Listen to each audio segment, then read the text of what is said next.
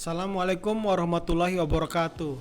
Tabipun, selamat datang di Suara Bela, menyuarakan informasi perpajakan bersama Kanwil DJP Bengkulu dan Lampung.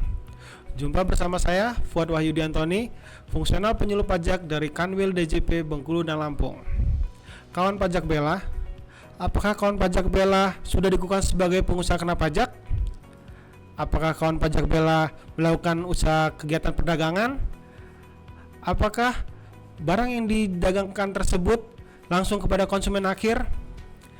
Jika semua jawaban kawan pajak bela tadi adalah iya, maka episode ini sangat tepat untuk kawan pajak bela semua, karena kita akan membahas terkait dengan kewajiban perpajakan bagi PKP sebagai pedagang eceran.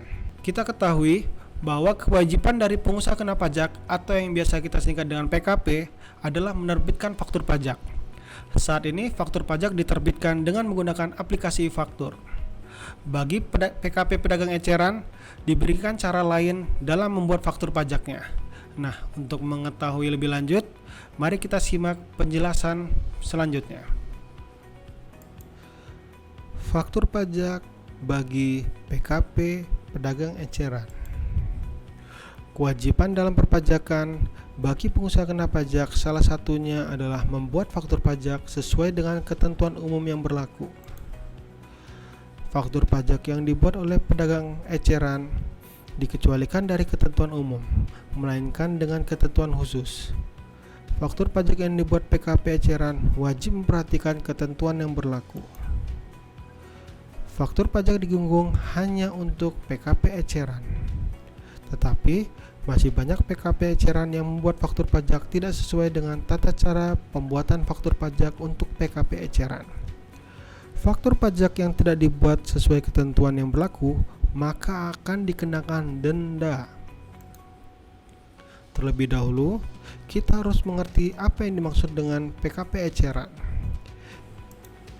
PKP eceran adalah PKP yang melakukan penjualan eceran seperti toko dan kios, atau langsung mendatangi dari satu konsumen ke konsumen akhir lainnya tanpa didahului oleh penawaran tertulis, pemesanan tertulis, kontrak atau lelang, dan dilakukan pembayaran secara tunai atau barang yang dijual langsung dibawa oleh pembeli. Kewajiban PKP eceran adalah membuat faktur pajak. Nota atau invoice tagihan yang diisi sesuai dengan ketentuan dipersamakan dengan faktur pajak lengkap. Faktur pajaknya dapat berupa bon kontan, faktur penjualan, segi cash register, karcis, kwitansi, atau bukti bayar lainnya. Selanjutnya, isian faktur pajak PKP eceran. Yang pertama harus mencantumkan nama, alamat, dan NPP penjual atau penyedia jasa. Yang kedua, terdapat data jenis barang atau jasa yang diserahkan. Yang ketiga, harus mencantumkan harga jual, apakah itu termasuk PPN atau PPN-nya terpisah. Yang keempat, nilai PPNBM yang dipungut apabila ada. Yang kelima, kode nomor seri dan tanggal penjualan atau penyerahan. Terkait nomor dan seri faktur pajak PKP eceran, hal ini tidak diatur secara khusus, dan ini diserahkan kepada masing-masing PKP. Dapat menentukan sendiri nomor dan kode serinya. Dapat berupa nomor nota atau kode nota. Bentuk dan ukuran faktur pajak PKP eceran tidak diatur secara khusus. Faktur pajak PKP eceran terdiri dari 2 lembar. Lembar pertama untuk pembeli, lembar kedua untuk arsip PKP.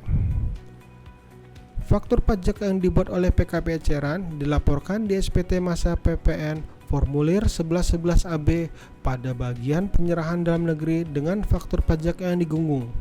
Kolom 1 Romawi B.2. Faktur pajak harus diisi secara lengkap, jelas, dan benar.